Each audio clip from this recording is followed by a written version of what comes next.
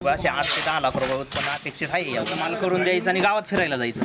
मग तसं केल्यानंतर शेतामध्ये माल व्यवस्थित निघत नाही, उत्पन्न मिळत नाही, परिणामी डाळिंबात खूप आनंद होतोय. डाळिंब पीक असं जास्त प्रमाणात निघल्यामुळे शेती खूप छान आहे. डाळिंब पीक केलंच पाहिजे. कष्टाचा पैसा हा शेवटी आनंदाचा पैसा असतो. आम्ही पण शेती केली, मुलांना पण शेती, सर्व्हिसला एक पण नाही आहे, सगळे शेती पण होईल. माझं नाव रेवणनाथ बबन कोतवाल, मुक्काम पोस्ट गर्दनी, तालुका अकोले, जिल्हा अहमदनगर. मी माझ्या क्षेत्रामध्ये 12/7 आरक्ता या व्हरायटीची लागवड 2024 या साली केली. पहिल्यांदा 12 महिन्यामध्येच मी झाडं माझी पकडले. गेल्या वर्षी पण माझा चांगला माल निघाला आणि आता दुसऱ्या वर्षाचा थोडा मी आज करत आहे. दुसऱ्या वर्षाचा थोडा करत असताना साधारणतः बागेमध्ये फळं 350 ते 400 ग्रॅमची आम्हाला मिळाली. सरासरी झाडावर कमीत कमी 15 ते 20 किलोच्या दरम्यान माल मिळण्याची आमची अपेक्षा आहे आणि तो शक्यतो मिळत. बाग करताना आम्ही बेडवरती भाताचं साळवण टाकलं.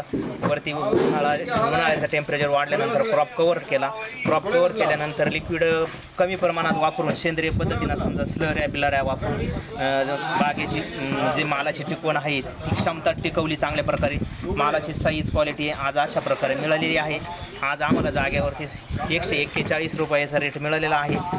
साधारणतः या बागेमध्ये आम्हाला अपेक्षा 7 ते 8 लाख रुपये उत्पन्न मिळण्याचे आहे. या दुसऱ्या वर्षात साधारणतः 2-1 लाख रुपये असे 8 ते 10 लाख रुपये उत्पन्न अपेक्षित आहे या वर्षी. क्षेत्र किती होतं तरी साधारणतः क्षेत्र 40 ते 45 गुंठे क्षेत्र आहे. आणि झाडं आमचे 510 झाडं आहेत. 510 झाडं. हो. अच्छा, ओके. आणि या बागेसाठी जे आम्हाला मार्गदर्शन करतात ते विजय भालके सर आहेत, कवठे बुद्रुकचे. त्यांच्या मार्गदर्शनाखाली आम्ही बाग हँडल करतो. त्यांचं काही मार्गदर्शन, इतर शेतकऱ्यांचं काही मार्गदर्शन, आमचं काही जजमेंट, या जजमेंटनुसार आम्ही हा माल दरवर्षी आम्ही पिकवतो. शेट एक सांगा की इतर पिकं घेण्यापेक्षा डाळिंब हे परवडतं का नाही परवडतं? असं परवडेल. इतर पिकं घेण्यापेक्षा डाळिंब हे परवडतं साहेब, परंतु डाळिंबाला कसं मेहनत कष्ट हे प्रत्येक वेळेवर लागतात. पाण्याचं जजमेंट सगळं जजमेंट वेळेत जर बसलं तरच डाळिंब उत्पन्न हे साथ देतं. आणि प्रत्येक शेतकऱ्याचं असं आहे का आज शेतीकडं माल करून द्यायचं आणि गावात फिरायला जायचं.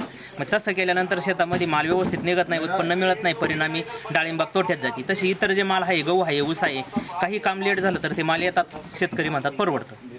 पण डाळिंबाच्या बाबतीत तसं नाही, जातीनिशीच उभं राहावं लागतं तेव्हा ते उत्पन्न मिळतं. याचं पीक किती म्हणजे जे उत्पादन असतं किंवा तोडा हा किती महिने मिळून येतो? तोडा हा आरक्ता ज्या व्हरायटीचा आहे हा 6 महिन्यामध्ये, म्हणजे साधारणतः आम्ही एक 23 डिसेंबरला पानगळ मारली होती, 1 डिसेंबरला पाणी दिलं आणि आज 26-27 जुलै आहे. आज आम्ही मालाची हार्वेस्टिंग करत आहे पहिली.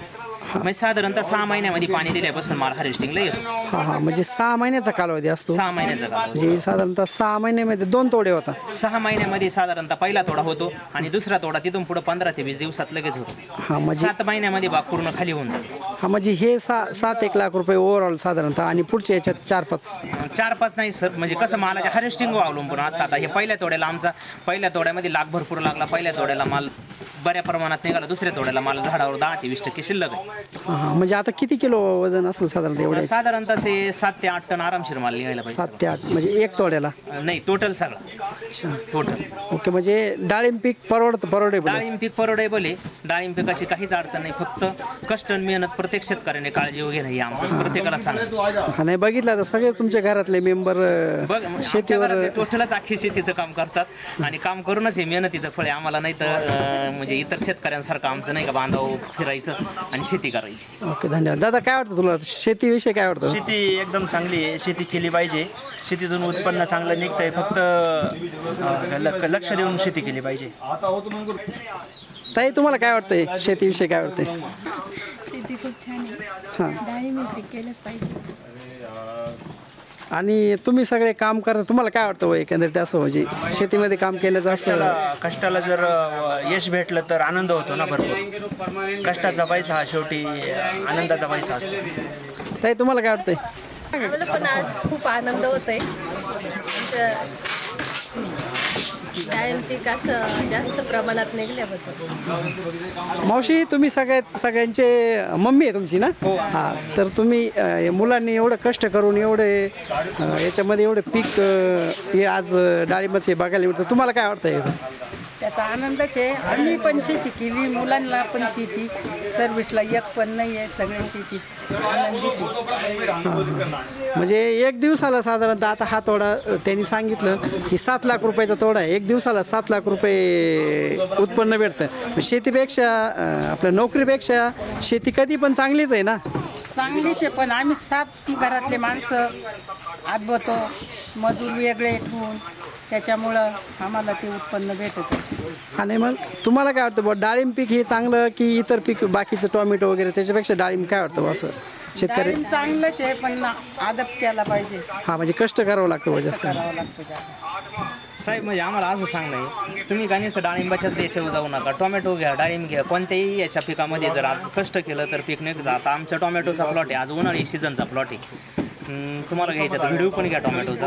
टोमॅटोमध्ये पण म्हणजे जर लक्ष दिलं, काळजी काट्याने काम केलं तर आजही आमचा टोमॅटोचा प्लॉट 5 फूट हाईटला वाढलेला आहे. टोमॅटो पण भरपूर निघतात. बाजारचं काही सांगता येत नाही. बाजार आज समजा काल 700 रुपये जाळी होती, आज 300 रुपये जाळीनं विकते. बाजारचं काही सांगता येत नाही, पण माल कष्ट केल्यानंतर माल निघतो आणि त्याला खर्च पण तसाच करावा लागतो. लोकांची आजकाल खर्च करण्याची पण मानसिकता नाही. लोक शेती होईन तशी होईन, कमी खर्चात करायला लागतात. कमी खर्चात केल्यानंतर शेती परवडत नाही, हे पहिल्यापासून आमचं सांगणं आहे. ज्या वेळेस तुम्ही 3 लाख रुपये खर्च करणार त्याच वेळेस तुम्हाला 3 लाख रुपये मिळणार. तुम्ही जर म्हणले समजा का समजा खर्च नाही करायचा आणि कमी पैसे जास्त उत्पन्न मिळत नाही. आज काय ना आमचं जर दिसतंय 7 लाख रुपये होतात, पण 7 लाख रुपये पाठीमागं आमचा टोटल मेंटेनन्सचा जर खर्च पकडला तर 3.5 लाख रुपये खर्च आहे. बरोबर. पण मग 6 महिन्यामध्ये आम्ही दामदुप्पट करतो. 3.5 ला 3.5 काढतो. नाही तर मग कसं आहे, शेतकऱ्यांना असं वाटतं का एवढे पैसे झाले 7 लाख, पण 7 लाख झाले पण त्याच्या पाठीमागे 3.5 लाख खर्च आहे. पण म्हणजे नुसती काही जाहिरातच नाही, आम्ही जाहिरातच नाही करत, परंतु ॲक्च्युली त्याच्यातली माहिती पण तशीच आहे. बरोबर. म्हणजे 3.5 लाख रुपये साधारणतः खर्च आलेला आहे. 3.5 लाख रुपये खर्च आलेला आहे टोटल, म्हणजे हे जजमेंट करून असं. आणि टोटल 10-1 लाख रुपये होतील. 10-1 लाख रुपये उत्पन्न होईल असं. चलो, ओके, धन्यवाद.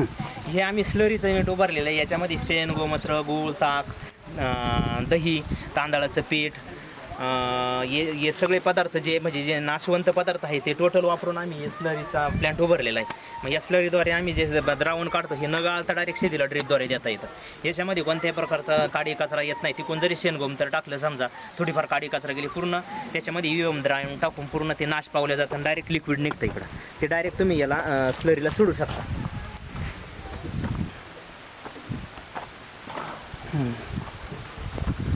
इकडनं काय वरतून हे करायचं? इकडनं वरतं आता हे ना याच्यात शेण गोमूत्र टाकलेलं जातं. खताळाला आजही पण शेणाचा थरसा असलेला हे असं टाकून हलवून आणि ते कॉक चालू केला की त्याच्यामध्ये डायरेक्टली जातं. बरोबर. आणि इकडनं डायरेक्ट शेतीला येईल. आणि तिकडनं डायरेक्ट ड्रिपला वापरता येतं.